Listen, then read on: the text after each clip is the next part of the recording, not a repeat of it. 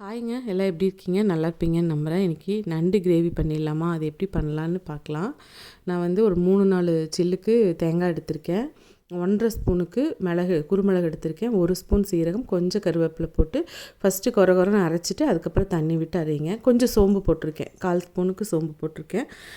கொரப்பாக அரைச்சிட்டு அதுக்கப்புறம் அரைச்சிங்கன்னா நல்லா ஃபைன் பேஸ்ட்டாக அரைச்சிக்கலாம். அரைச்சி அதை தனியாக எடுத்து வச்சுக்கலாம்.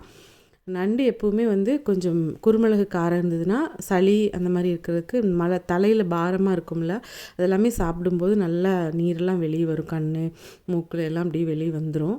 அதுக்காகவே நண்டு சேர்த்துக்க சொல்லுவாங்க. ஆனால் கொஞ்சம் ஹீட் ஆகாதுன்னு நினைக்கிறவங்க அடிக்கடி சேர்த்துக்க வேண்டாம், அவ்வளோதான். இப்போ நான் வந்து ஒரு 150 கிராம் மாதிரி சின்ன வெங்காயத்தை, நான் சின்ன வெங்காயம் தான் ப்ரிஃபர் பண்ணுவேன். ஆனால் சின்ன வெங்காயம் இல்லைன்னு நினைக்கிறவங்க வந்து பெரிய வெங்காயம் ஒரு 4 எடுத்துக்கோங்க. நிறைய வெங்காயம் சேர்த்துக்கும் போது நல்லாயிருக்கும். நான் சின்ன வெங்காயத்தை வந்து நல்லா ஃபைன் சாப் பண்ணி சேர்த்துருக்குறேன். அதுக்கு வந்து ஃபஸ்ட்டு தேங்காய் எண்ணெய் விட்டுருந்தேன். தேங்காய் எண்ணெயில் கொஞ்சம் 1/4 ஸ்பூனுக்கு சோம்பு போட்டு அது பொரிஞ்சதுக்கப்புறமா நல்லா ஃபைனாக கட் பண்ண வெங்காயம், 2 பச்சை மிளகாய் கீரி சேர்த்துருக்கேன். இது நல்லா குக் ஆகும்போது 1½ ஸ்பூனுக்கு இஞ்சி பூண்டு பேஸ்ட்டு சேர்த்தாச்சு.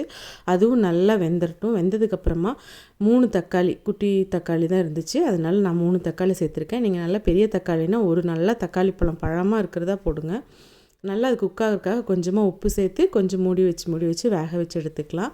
அது கொஞ்சம் வெந்தது நம்மளுக்கே தெரியும் இல்லையா, பச்சை வாசம் ராஸ்மெல் போனதுக்கப்புறமா ஒரு 1/2 ஸ்பூனுக்கு மஞ்சத்தூள், 3 ஸ்பூனுக்கு கொத்தமல்லி தூள் அதாவது தனியாத்தூள், 1 ஸ்பூனுக்கு பெரிய ஸ்பூனில் 1 ஸ்பூனுக்கு குவிச்சு வச்ச மாதிரி மிளகாத்தூள், தனி மிளகாத்தூள் போட்டிருக்கேன்.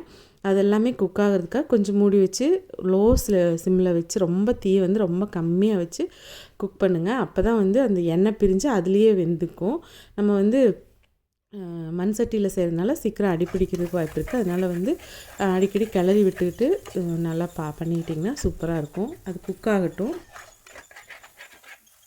பார்த்திங்கனாலே தெரியும், அந்த எண்ணெய் பிரிஞ்சு உங்களுக்கு வந்து ரொம்ப நல்லா அந்த பதம் வந்து தெரியும், அந்த பச்சை வாசமெல்லாம் போயிருக்கும். இந்த சமயத்தில் நம்ம அரைச்சி வச்ச பேஸ்ட்டு ஆட் பண்ணிட்டு அது அந்த மிக்சிக்கே ஒரு 1-1.5 டம்ளர் தண்ணி அதை சேர்த்துக்கோங்க. ரொம்ப தண்ணி வேண்டாம், கிரேவி மாதிரி பண்ணுறதுனால.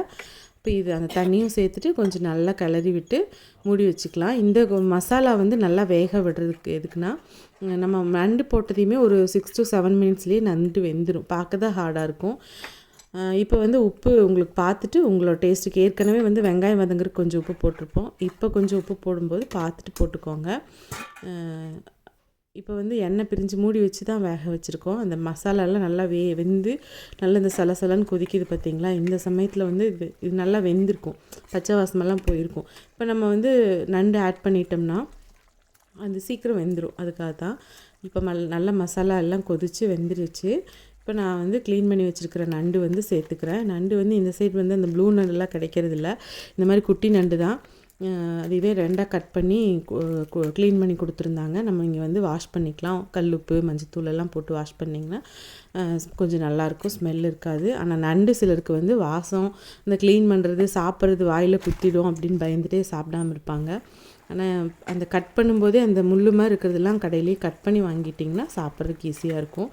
கொஞ்சம் அந்த சளியெல்லாம் இருக்கிற டைமில் இந்த மாதிரி சாப்பிடும்போது நல்லாயிருக்கும், மழை டைமுக்கு. இப்போ நான் உப்பு செக் பண்ணிட்டு தேவைப்பட்டுச்சுன்னா நம்ம போட்டுக்கலான்னு சொல்லிட்டு உப்பு செக் பண்ணிட்டு பார்த்துட்டு மூடி வச்சுருக்கேன்.